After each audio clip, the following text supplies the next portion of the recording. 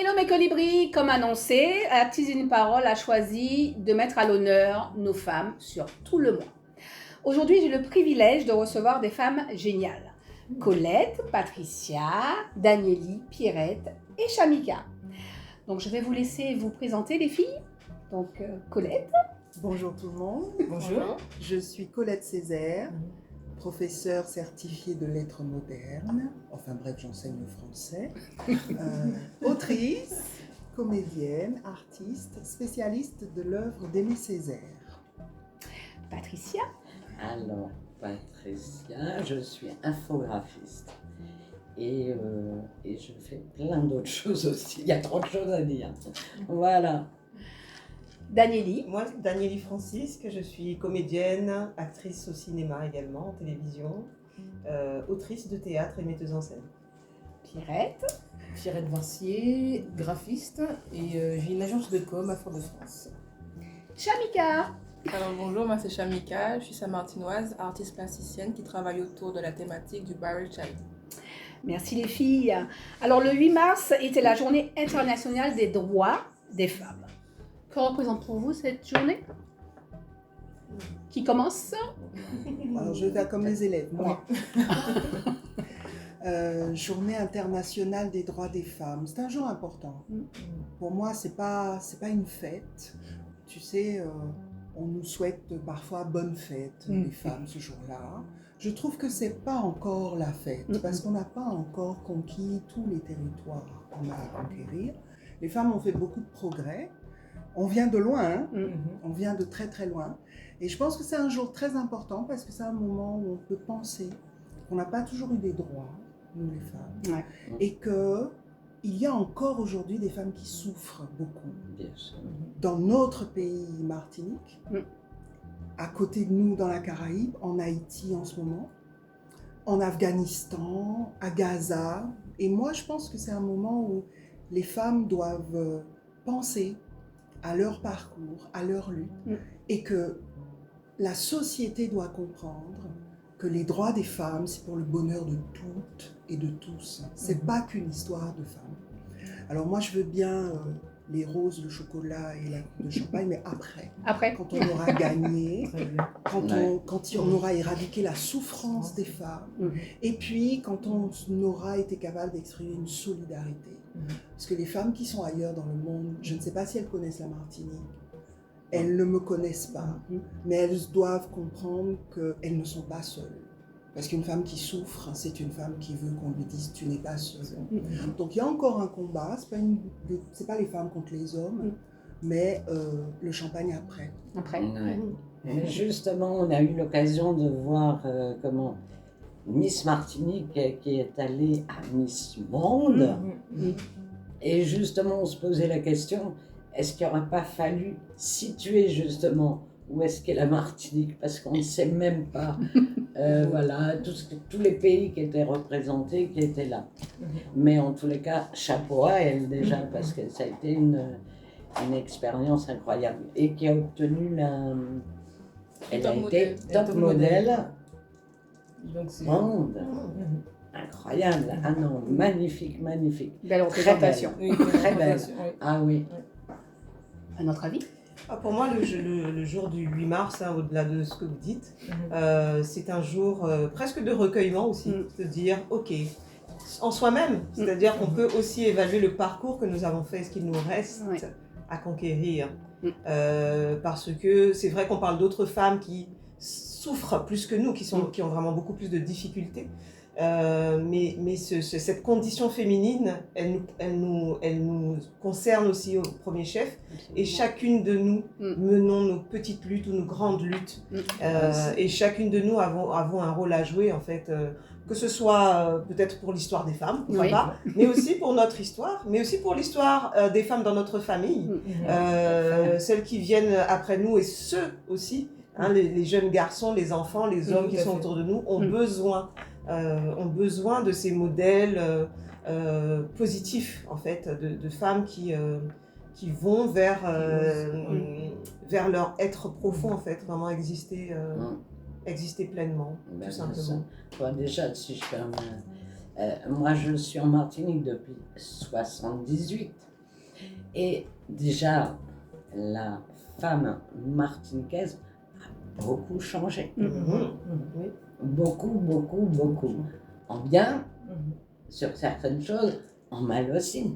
Mais qu'est-ce que je veux dire? Ah non, c'est de la folie, quoi. Voilà, maintenant les femmes Elles sont plus Ouais. fortes. sont là, Ouais. elles sont costauds. Ah ouais, et bravo justement, bravo pour ça, le changement qui a été fait. Moi, je regarde aussi les grandes sœurs, hein. Je regarde les tatis. Hein. Ah, Oui, tout à fait. Elles étaient costauds. Hein. Moi, Ouais. quand je les regarde, Ah, enfin, aussi. des fois elles me parlent, elles me disent mais on n'a pas quitté ça. Ah non, non, elles ont une manière de lutter qui est très ancrée en fait. Elles sont très ancrées dans ce qu'elles sont. Bien sûr, elles avaient des difficultés au quotidien, mais c'était des femmes. Ce sont des femmes qui sont très ancrées, qui sont aussi des modèles pour moi. ah, ils ont Bien créé sûr. des droits. Bien Des sûr. droits. Ah, c'est Oui, ça. Maintenant, c'est ça. justement, c'est on ça. nous demande de ne plus être aussi dur que ces femmes d'avant, parce que du coup, sinon, ça crée des femmes. On dit aigries, alors qu'on ne trouve pas justement. Mm. Ah, Non. c'est vrai. Il y a besoin de limites Ouais. dans tout. Pierrette? Moi, la journée des droits de la femme, je demanderais juste de ne pas confondre la journée des droits de la femme et la journée de la femme. Mm. D'ailleurs, ça L'un- n'existe pas la journée de la femme. Exactement. Ouais, c'est Mais ça. beaucoup C'est de personnes. Ouais. Oui. Cette notion de droit est vite oubliée. Exactement. Exactement. Exactement. Voilà. Et on a l'impression que au discours des autres que qu'on est en train de réclamer quelque chose alors qu'il y a des femmes qui sont battues pendant X temps, X années, 1910, depuis 1910, excusez-moi, depuis 1910, 1910, du Voilà, Danemark. à des droits. Et aujourd'hui, si on est là, s'il y a des chefs d'entreprise, s'il y a des mamans qui travaillent, ce n'est pas encore équitable parce que le salaire n'est pas égalité, mais beaucoup confondent la journée de la femme avec la journée des droits de la femme. ouais. Alors que la journée des droits de la femme, c'est un moment de repenser, comme dit, de refaire une remise en question et justement d'apprendre à nos enfants, que ce soit garçons ou filles, Ouais. que justement être une femme c'est un privilège et qu'on arrive à vivre ensemble et pas l'un contre l'autre, comme on disait tout à l'heure. Tout à fait. Là, je voudrais que nous abordions un sujet sensible aux femmes, la charge mentale. Alors, je vais vous donner la définition, mot pour mot, que j'ai trouvé. Travail de gestion, d'organisation et de planification qui est à la fois intangible, incontournable et constant, et qui a pour objectif la satisfaction des besoins de chacun et la bonne marche de la résidence. Donc, définition dictionnaire. Donc, cette charge mentale peut évidemment épuiser physiquement et mentalement les personnes qui la subissent. Donc, il faudrait, à mon sens, plutôt parler de surcharge mentale. Donc, est-ce que vous, les filles, vous avez déjà ressenti cette surcharge mentale? Colette. La charge mentale, surcharge mentale. Déjà, dans le mot charge, on a le poids. Hein. Donc, si en plus tu nous rajoutes une surcharge, mais tu as raison, c'est ça l'idée en fait. L'idée, c'est que on parle ici aux Antilles, dans nos sociétés afro-caribéennes, de femmes potomitans. Hein. On entend souvent ça. Pour moi, c'est un mythe, je m'explique. La femme martiniquaise, la femme antillaise n'a pas choisi de porter le poids sur ses épaules. Elle l'a accepté parce qu'elle n'avait pas le choix.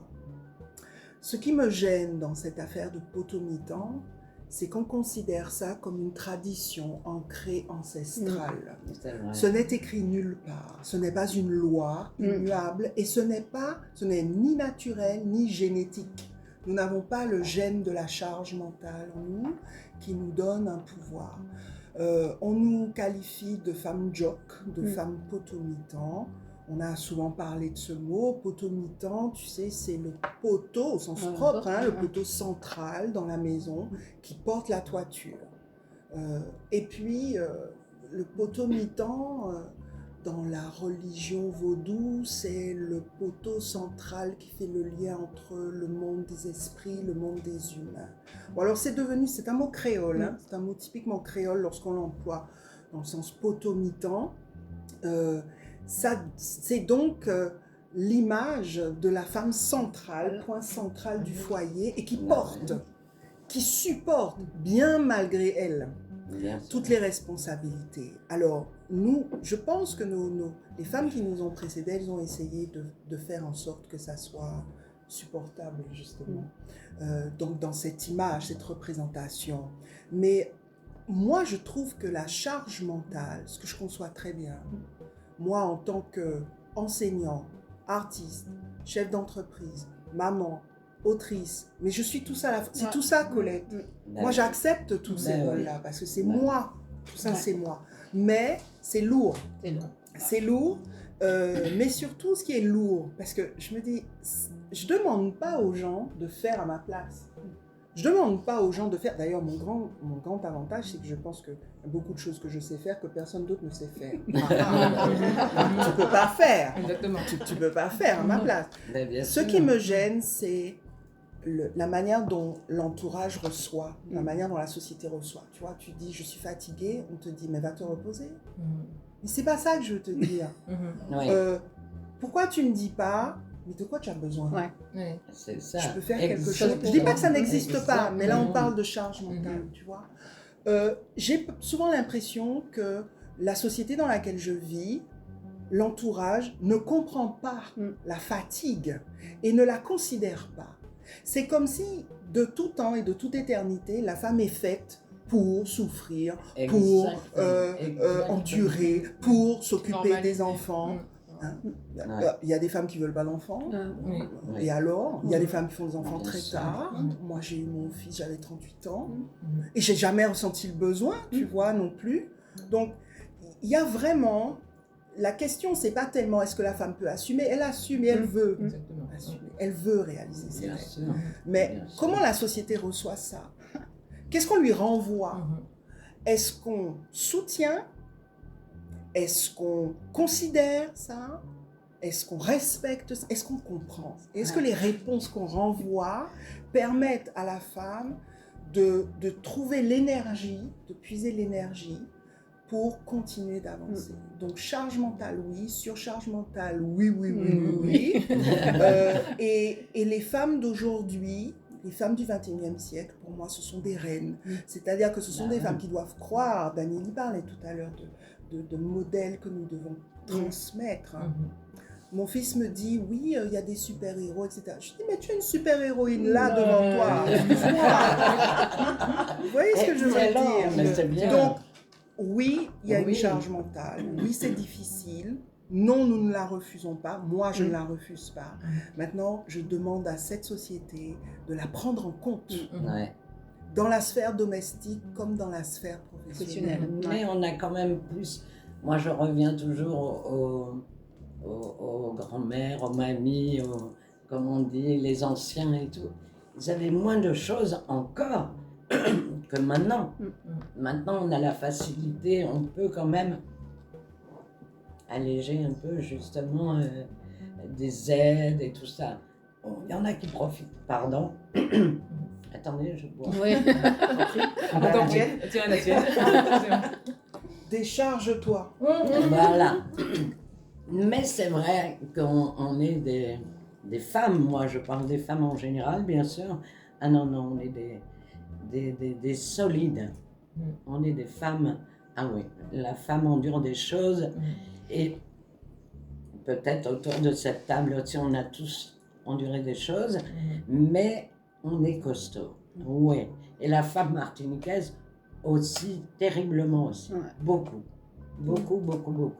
J'ai envie de rebondir sur ce que tu dis sur la femme martiniquaise. Ça me fait penser à une réflexion que je me suis faite en écrivant mon dernier texte, Matrice, que tu connais, Colette, où effectivement depuis quelques années, dans mes observations sur les femmes, sur les hommes dans le pays, du pays, de l'histoire, de nos sociétés, etc., je me disais, ouais, on a enduré collectivement, ça a été dur, le corps des femmes exploité, le corps des hommes exploité. Puis je me suis dit aussi à un moment, mais en fait, c'est-à-dire c'est le poids de cette vie et tout ce qu'on nous pose dessus c'est-à-dire qu'on a pris l'habitude, en fait on s'est musclé. Mais carrément. En fait on s'est musclé. Et comment dirais-je, on est en capacité aujourd'hui effectivement on doit aujourd'hui jongler avec beaucoup de casquettes, beaucoup de casquettes, Moi, je me compare à ma grand-mère qui était mère et agricultrice. Bon, moi aujourd'hui, j'ai un peu. Voilà, Oui, j'ai un plus de éventail casquettes. d'activités. Combien d'enfants Et ma grand-mère avait 12 enfants. Moi, j'ai un garçon. Mais je voudrais rebondir juste par une question. Tout rebondir. Mais est-ce que justement, on n'a pas habitué, c'est pas devenu une habitude, quand je remonte à l'histoire, que la femme a toujours été, comment dire, dit oui. C'est-à-dire toujours assumer ce côté, je dois tout supporter, je dois organiser, je dois être méthodique, parce que j'ai des enfants et quand une maman qui a des enfants, il y a une certaine protection, il y a un certain amour et ainsi de suite. Mais est-ce que justement le fait d'éduquer, je parle des arriérés et ainsi de suite dans l'histoire, est-ce que le fait de continuer comme ça et d'avoir cette même pensée, est-ce que inconsciemment, on ne cherche plus, on sait sait que la inconsciemment maman est là, il n'y a pas de problème. est-ce que inconsciemment, c'est-à-dire on essaie de trouver des réponses, mais est-ce qu'on n'est pas fait pour ça? Est-ce qu'on est... Est-ce que... Attendez, madame. Non, On voilà, n'est pas non, fait pour quoi? Pas fait pour quoi? Qu'est-ce que tu veux dire? Est-ce qu'on n'est pas fait pour ça? Mais non, mais est-ce qu'on accepte justement, est-ce qu'on est fait pour tout supporter? Est-ce qu'on n'est pas fait pour être chef d'entreprise, gouverner le monde, être présidente, c'est pas tout à fait pareil. D'accord. Est-ce qu'on est justement, le fait qu'on a une J'ai charge peur de la mentale, mais perception on aussi. accepte quand même. Une femme présidente. Mais Mais est-ce qu'on n'a pas accepté depuis longtemps d'avoir cette charge mentale? C'est-à-dire que Moi, je qu'on trouve, le veuille ou non, je trouve que c'est un peu un héritage parce que moi, dans mon ensemble, je suis la plus jeune. Non, mais jeune dame. Ben, juste même moi, par rapport à l'éducation que j'ai eue, on m'a toujours dit, il faudra que tu fasses à manger, il faudra que tu sois prête mentalement pour te battre contre les hommes. Tu dois pas pleurer devant les autres, tu dois toujours garder la face, la tête haute. Même quand ça va pas, maquille-toi, habille-toi bien et tu vas de l'avant. Mais tout ça, même indirectement, c'est de la charge mentale parce que même des fois, on a envie de pleurer, de craquer devant les gens, on a le droit. Mais nos parents nous disent non, tu dois pas, maquille-toi, avance. Je pense que c'est vraiment une éducation et qui continue toute la carrière. C'est vraiment une éducation. C'est une éducation. Alors, tu vois, moi, je crois qu'il y a du bon et du moins bon et du pas bon. Moi, quand je suis devenue maman, j'ai fait le tri dans l'éducation que j'ai reçue. Moi, je suis enfant unique et je n'ai qu'un seul enfant. Donc, mes parents m'ont transmis beaucoup de choses extraordinaires. Les parents n'expliquaient pas forcément tout en détail. Moi, j'explique beaucoup à mon fils. Je parle beaucoup parce que c'est ma conception de l'éducation qui, pour moi, est une transmission. Cette charge mentale, c'est quoi? Cette charge mentale, c'était aussi de la part de nos mères, de nos grands-mères, pour nous donner la force. Mais il y a le revers de la médaille. Il y a l'acceptation d'une certaine image de la femme. Comment? Tu ne sais pas qu'une femme souffre. Comment? Tu ne sais pas que l'homme ne reste pas là. Tu ne sais pas. Alors, je dis, mais pourquoi c'est écrit où? Dans quelle loi? Sur quel marbre c'est écrit où? Et je pense que l'erreur de nos mères, grand-mères, arrière-grand-mères, c'était ça. C'est-à-dire que certaines d'entre elles n'ont pas remis ça en question. Elles se sont appropriées ça parce qu'elles se sont dit, de toute façon, j'ai pas le choix, je vais pas mourir. Donc, il faut que je l'accepte. Mais nous, aujourd'hui, je pense, les femmes d'aujourd'hui, nous avons la possibilité d'éduquer nos enfants autrement. C'est ça. Et peut-être de casser cette chaîne infernale. Parce que ça devient une fatalité. De génération en génération, on souffre. Avoir une bonne Et éducation même cette aussi. image de la femme. Pourquoi la femme devrait-elle souffrir plus que les autres? Au fait. d'accord. Mais en plus de ça, parce que moi je suis une militante, donc j'élargis tout ça à un phénomène de société, parce que dans la société idéale, pour moi, il n'y a pas d'histoire d'homme et de femme. Il y a une affaire d'être humain. Mais je suis bien obligée de constater que la femme fait partie des opprimés. Je ne peux pas le nier. Donc je lutte pour elle. Je lutte avec elle. Bon, quand je serai dans une société idéale et égalitaire, je ne vais plus parler de ça. Mais ce jour n'est pas encore arrivé. Donc il y a une transmission à faire aussi pour casser cette image de la femme qui doit tout supporter. La femme, elle ne demande pas elle veut être tout ce que tu viens de dire, tu vois, comme je dis, réaliser ses rêves. Mais il faut pas lui imposer, faut pas lui en demander trop non plus. Ouais. Et surtout, faut respecter ça. Tu vois, par exemple, tu es une artiste, tu veux partir à l'étranger. Tu trouves toujours quelqu'un autour de toi qui te dit, mais qui est-ce qui va s'occuper de l'enfant? Ouais. Mais pourquoi tu me dis ça? Allez, Oui, on nous culpabilise tout le fond. temps, tout le temps. Tu travailles beaucoup, tu Ouais. fais tout ça de choses. Ouais. Mais tu as pensé à ton enfant? Mhm. Eh bien oui, j'ai Bien pensé. Tout ce Évidemment. que je fais, c'est pour lui. aussi. Justement C'est pour pour eux, le ouais. transmettre. Exactement. Et c'est pour qu'il Exactement. voit que plus tard, quand il sera avec une femme, il aura une famille, qu'il puisse se dire quelle est ma place, quelle est sa place, quel est son rôle ensemble, comment on fait Exactement. ensemble, tu vois. Et comment il doit faire et quelle image il doit avoir de la femme. Moi, je tiens beaucoup à ça. J'ai un petit bonhomme. C'est le respect que tu dois avoir de la femme. Parce que, pardon, mais les amis, l'école fait son travail de sape aussi, pour véhiculer les préjugés. Les La clichés. société parle fort. Parfois, on me dit, ouais, mais l'enfant, il est jeune, il est petit. La société a commencé à parler quand j'étais dans mon ventre. Donc, il faut que je parle.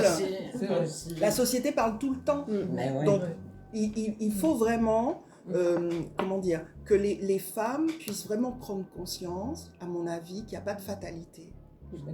On n'est pas destiné à souffrir. On n'est pas destiné à pleurer, à être malheureux. Ce n'est pas normal.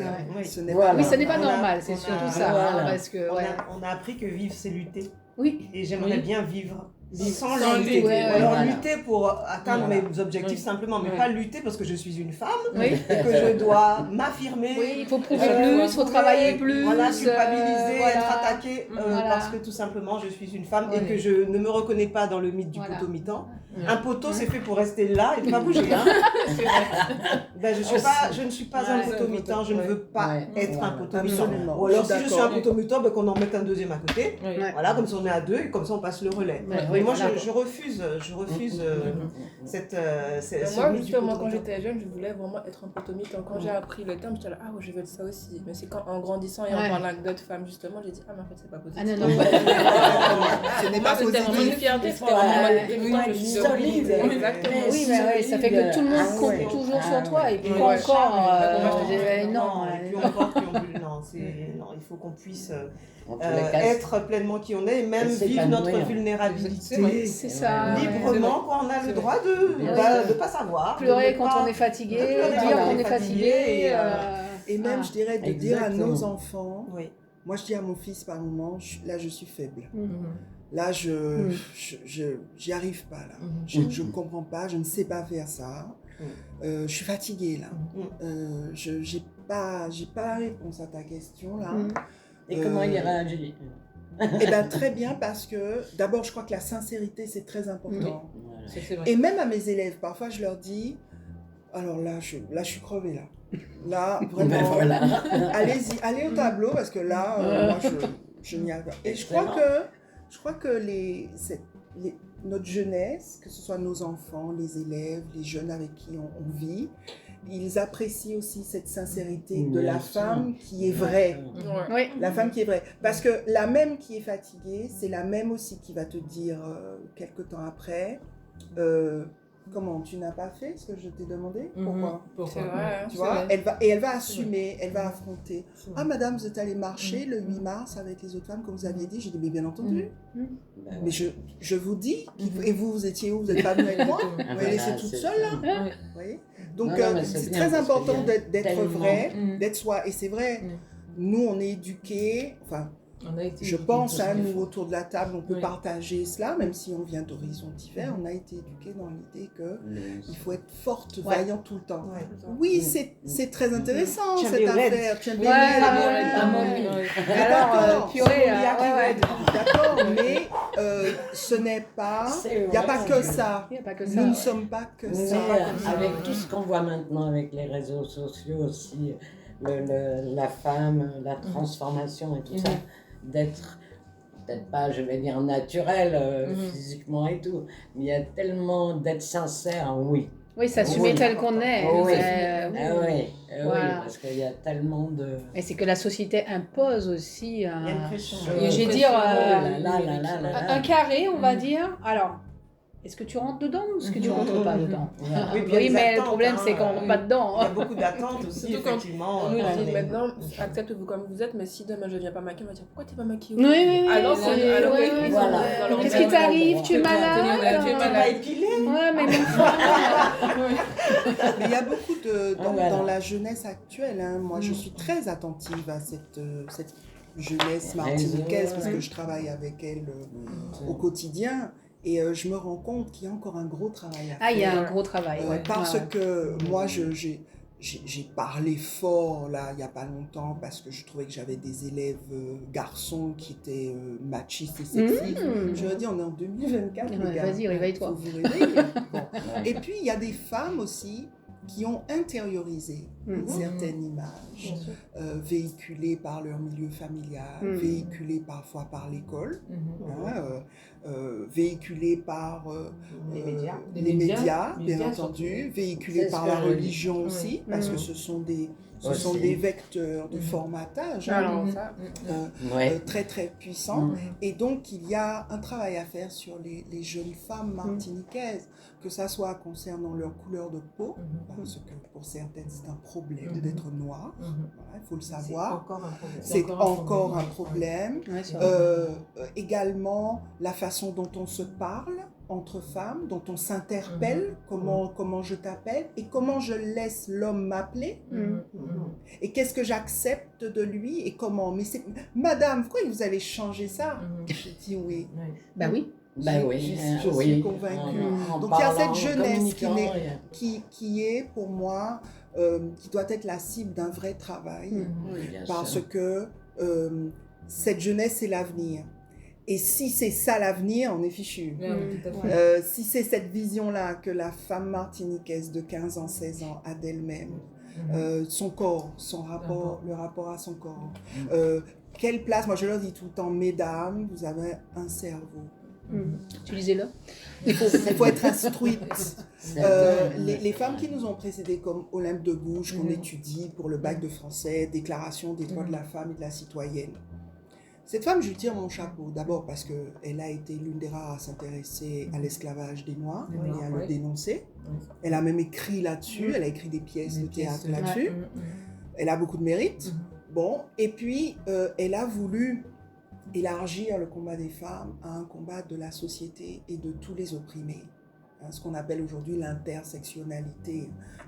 Un combat n'est pas réduit à une catégorie.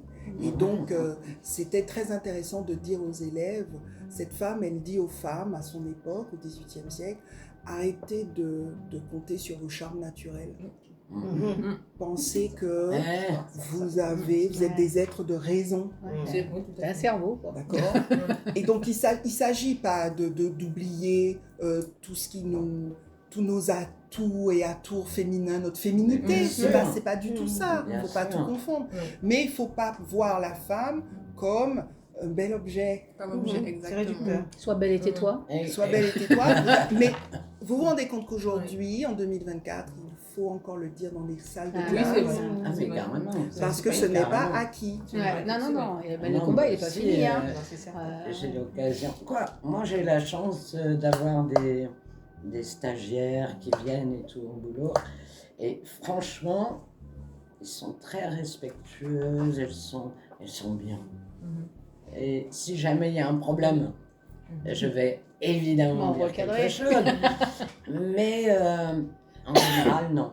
Je trouve que les enfants là, je dis des enfants, mais ils sont bien. Que ce soit les garçons, les filles, ils sont... Je sais pas. Il y a quand même un petit peu l'éducation est là derrière, on le voit. Mais c'est le point central. Voilà. On va dire que l'éducation, ce serait le poteau mi-temps. Il faudrait que ce soit ça, quoi, en fait. Enfin, l'éducation éclairée. Oui, voilà, une éducation éclairée, c'est ça qui devrait être le poteau mi-temps. On le voit. Je veux dire, que ce soit pour les garçons ou les filles, je veux dire, de façon générale, c'est ça. C'est le point de départ. J'ai envie d'intervenir aussi sur la charge mentale, parce que je connais ça très très bien, et la surcharge aussi. Et j'ai envie de parler, parce que là c'est un mot. Derrière ce mot, qu'est-ce qui se cache? C'est-à-dire comment on vit cette charge mentale et quelles sont les conséquences physiques et mentales et psychologique C'est et dramatique, hein. sur également l'estime de soi. Ça a des conséquences qui sont vraiment très difficiles. Et bon, moi, par exemple, ça me fait perdre mon sommeil. Ça peut me faire perdre le sommeil pendant des mois. Et le matin, il faut que je me lève pour m'occuper de mon fils. Mais voilà, ça veut dire qu'effectivement, je peux perdre en efficacité du fait de la nuit que j'ai passée à Cogiter. avec ce sommeil qui se coupe à 2 h du matin, avec juste une sorte de tourbillon qui se met en place dans la tête. Et vraiment, le vécu de cette surcharge mentale a des conséquences sur la santé, a des conséquences sur la santé mentale, a des conséquences sur le développement, notre développement personnel et du développement humain. Et c'est aussi, c'est aussi un sujet de société, c'est un sujet très important dans le quotidien des femmes et dans mon quotidien particulier. Enfin, je pense, mais je crois dans le nôtre à tout. C'est important de taper vraiment les conséquences de ça. Surtout que ces conséquences, elles sont cachées. Elles sont cachées. En tout cas, très souvent, elles sont cachées. On se réveille, on se maquille. On Oui, sourit au monde, mais on galère. Comment tu vas? Ça va. Et par exemple, mais pour des créateurs, des créatrices que nous sommes, pour créer, il faut avoir du temps. Et là, il faut même s'isoler. Il faut l'espace. Comment créer? Comment libérer? À quel moment? Alors, mais on a beaucoup de grandes autrices qui ont réfléchi là-dessus, comme Virginia Woolf par exemple, même des femmes qui ont renoncé à être maman, parce qu'elles avaient bien compris qu'une fois que tu as un enfant, tu peux plus créer comme tu voudrais parce que tu n'es plus maîtresse de ton temps, tu n'es plus maîtresse de tes finances non plus. Oui, tout à fait. Il y a des tas de choses que tu dois maîtriser autrement. Et tu parlais de l'estime de soi, bien sûr. Moi, j'ai appris à acquérir une confiance incroyable en moi-même. Croire, trouver mes forces au plus profond de moi pour me dire, tu peux le faire. Parce que tout est fait pour te dire, mais non, mais là, ça me tue. Laisse tomber. C'est trop fort. C'est trop fort, tu n'es pas capable. Tu vas pas y arriver. Il y a trop de choses à faire. Et c'est vraiment, moi, en tant que femme, autrice, créatrice, je me dis, si j'ai une création en tête, je me dis, mais à quel moment je vais dégager du temps entre minuit et 2. Tu crois pas si bien dire, parce moi, que je me réveille à 4 h du matin. Quand j'ai écrit mon livre pour enfants, c'est quand mon fils dormait. Donc je travaillais de 22h à 2-3 h du matin. Sauf que quand il se réveille, il me réveille, madame. Donc il y a tout ça. Alors c'est pas une plainte, on se plaint pas, c'est pas ça. Non. C'est un témoignage. Oui, et c'est une lucidité, c'est lucide sur sa vie, parce que ça demande des aménagements incroyables. Et ça demande de toujours inventer. Inventer, et c'est une énergie. Dégager du temps pour soi, les enfants font du sport, est-ce que toi tu fais du sport? Mais à quel moment? Tu vas faire des courses. Mais c'est bien d'entendre quand même d'autres femmes qui en discutent, parce que c'est vrai que quand on est tout seul et qu'on fait notre train-train quotidien, on va travailler, on va faire les courses et ainsi de suite, on n'a pas cette réflexion. Enfin, moi, je l'avais avant. Avant, en fait, j'étais tellement dans mon train-train que jamais je me posais pour pouvoir me dire. Des fois, c'est le TGV, c'est pas seulement le train-train. C'est le TGV. Exactement. Et le fait de freiner comme ça et en discuter, en fait, compte, ça remet en question. Bien sûr. Et en surcharge pondérale, mental.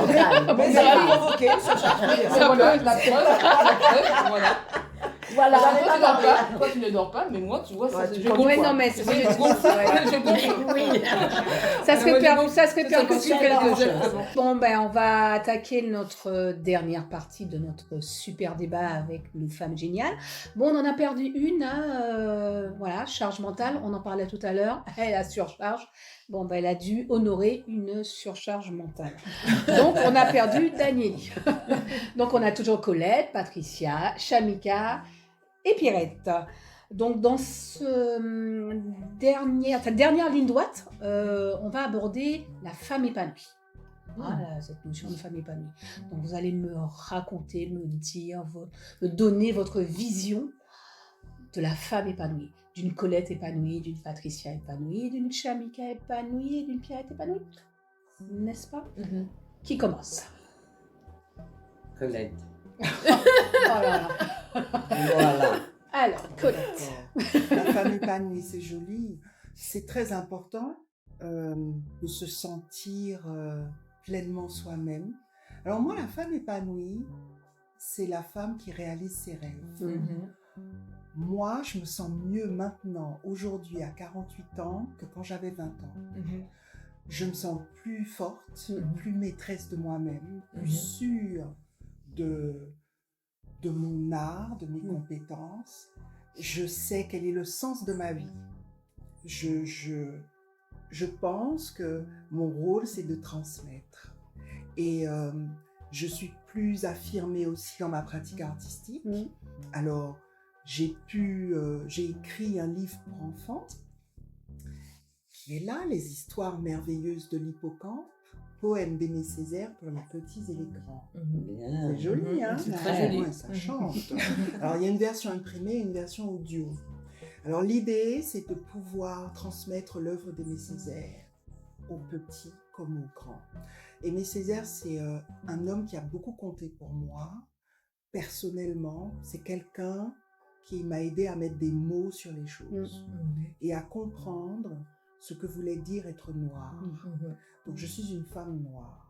Ça, c'est ma couleur de peau, je ne l'ai pas choisie, c'est génétique. Par contre, ce que j'ai choisi, c'est d'être une femme nègre, au sens césarien du terme, c'est-à-dire une femme qui se range du côté des opprimés, qui lutte contre les injustices. Parce qu'il ne suffit pas d'être femme, il ne suffit pas d'être noire, il faut aussi être nègre, c'est-à-dire il faut aussi changer le monde, parce que j'estime que le monde tel qu'il est, il n'est pas convenable, il n'est pas supportable pour beaucoup de gens, il n'est pas égalitaire, il n'est pas juste. Donc moi je crois qu'on peut changer le monde. Alors la femme que je suis aujourd'hui est une femme épanouie parce que Colette est à la fois, comme j'ai dit tout à l'heure, une maman, une enseignante, une autrice, une chef d'entreprise. Moi, j'ai une société de production qui s'appelle Tête Haute et Noire. Tu vois déjà, ça pose les choses. Et puis, j'ai écrit ce livre, j'ai écrit un livret d'accompagnement qui accompagnait l'exposition Nous laminaires que j'avais présentée à la Fondation Clément. Alors, ce livre, L'Hippocampe, les histoires merveilleuses de l'Hippocampe, dans toutes les bonnes librairies, sur toutes les plateformes planétaires, bien entendu. Le livret d'accompagnement en version digitale, Rupture en version imprimée. Bon, je vais voir ce que je peux faire, voilà. Mais une femme épanouie aussi, c'est une maman qui éduque son enfant, non pas dans une obéissance totale, non pas dans une soumission, mais dans le respect de la parole de la maman. Parce que comme je dis à mon fils, je te parle pas pour te pourrir la vie, je te parle pour t'aider à vivre mieux. Une femme épanouie, c'est une femme qui recherche la beauté dans tout ce qu'elle fait. Ça, c'est ma conception. Et je suis épanouie. Mais j'ai pas fini l'épanouissement. Ah bon, ça commence. Et j'espère transmettre dans mon rôle de maman, dans mon rôle d'enseignante, dans mon rôle de militante et même de femme aujourd'hui avec vous, des choses fortes pour encourager, pour dire aux femmes qu'elles peuvent réaliser leurs rêves. Mais pour ça, il faut changer la société. Oui, aussi. Donc voilà, mesdames, je suis très contente de pouvoir parler comme ça et j'espère que toutes celles et tous ceux qui nous regardent, qui nous écoutent, vont se sentir réconfortés par tout ce qui a été dit là. Bien sûr. Et puis celles qui souffrent, bien sûr, vous n'êtes pas seules parce qu'il y en a d'autres comme moi dont je fais partie qui luttent pour éradiquer les souffrances. Voilà. Je vais répondre sur ce que tu dis parce que quand on a posé la question, justement, je me demandais est-ce que j'étais épanouie et qu'est-ce que c'est la femme épanouie. Et avec ta réponse, je pense que je suis sur le chemin de l'épanouissement. Voilà, je suis encore jeune, mais parce que je vois beaucoup de choses, je vois beaucoup la beauté dans ce que je fais, dans mon art, justement, dans la pratique artistique et tout. Mais justement, quand on parle de la notion de la maternité, de la femme noire, de la femme nègre, je suis en route vers l'épanouissement, je pense. Donc je pense que Donc qu'est-ce que c'est l'épanouissement? C'est un chemin. Voilà. Il faut bien commencer. Voilà, c'est une route vraiment. Je veux dire, ouais, il faut commencer. Qui est en travaux et voilà. Ma foi. Très bien. Voilà, Tu faire es surtout si on a la possibilité, parce qu'il y a des choses qu'on ne peut peut-être pas réaliser non plus. On peut avoir des aides pour plein de choses, mais pour être épanoui, faire ce que tu aimes. Et voilà, et il y a tellement de choses. Moi, j'essaye, donc je peins. Quand je peins, j'oublie beaucoup de choses. Et puis, je fais du sport, je marche. Je fais beaucoup de choses. Mais pour la femme, faites ce que vous avez envie de faire. Des fois, c'est difficile, comme je dis. Mais on essaye. Même une demi-heure, une heure. Fais ce que tu aimes. S'accorder du temps. Prends du temps pour toi. Et en plus, tu t'épanouis, carrément, bien sûr. Essayez de faire ça. Identifier ce que tu aimes, parce que des fois on dit comme elle aime la peinture, je vais mettre la peinture, alors que des fois t'aimes pas la peinture, t'aimes pas l'art, t'aimes pas faire du sport, mais il faut juste trouver ce que tu aimes pour il faut déjà faire un travail de réflexion personnel, même un travail personnel, cuisiner. Oui, absolument. Pourquoi pas? J'ai vu un film là, mais je ne me rappelle plus, excusez-moi, je vais essayer de me rappeler. Mais un film, tu regardes le film, tu as envie, t'as les odeurs. Oh là là, c'est magnifique, même ça. Mais tu peux t'épanouir en faisant la cuisine. Le jardinage. Ah là là. Il y en a qui s'épanouissent aussi avec le ménage, avec leurs enfants, en faisant des activités avec leurs enfants. Sûr. Je veux dire, l'épanouissement, c'est quelque chose de personnel. C'est totalement personnel. Mais il faut faire le travail. Le temps de faire, bien sûr. Ce travail personnel de recherche. Et toi, Pierrette? L'épanouissement, je pense que c'est, comme disait Shamika, c'est un chemin. C'est-à-dire que c'est lorsque tu as appris à te connaître et que tu apprends à lâcher prise aussi. C'est-à-dire qu'à un bout d'un moment, tu comprends que tu ne peux pas contrôler. Et à un moment, il faut être pragmatique, il faut lâcher prise et aussi identifier tes besoins, tes plaisirs et ainsi de suite. Donc, c'est trouver ce que tu aimes pour pouvoir te retrouver, repenser, te remettre en question. Moi, j'ai trouvé, c'est les jeux de société qui me permettent de me recentrer, qui me permettent de rencontrer du monde, de voir d'autres personnes, réfléchir d'une autre façon.